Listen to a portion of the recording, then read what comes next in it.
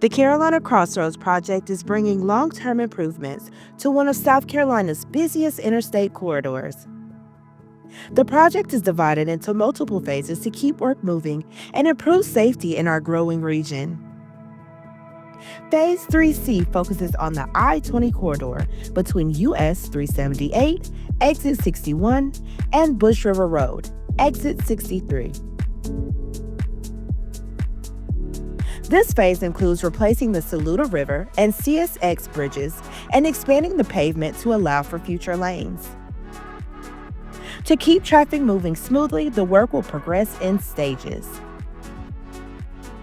In Stage 1, all lanes will remain open but slightly narrowed to create space for shoulder work. Crews will begin constructing the new bridges beside the existing ones, adding new outside pavement and installing the eastbound noise wall. During construction, the Bush River Road westbound entrance and eastbound exit ramps will be closed for several weekend periods for reconstruction. Drivers will detour through the I-20 and I-26 interchange ramps. Nighttime shoulder work and paving will take place as crews get ready for Stage 2 and the next traffic shift. In Stage 2, traffic will move to the new outside lanes, opening the median for construction.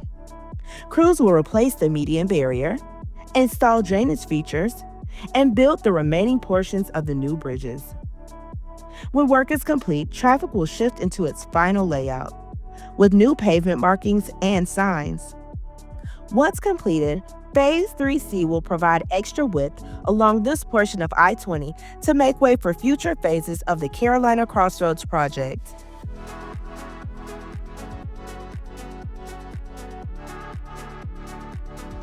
Safety remains SCDOT's highest priority. Clear signage, protective barriers, and carefully planned lane closures will help guide drivers safely through the work zone.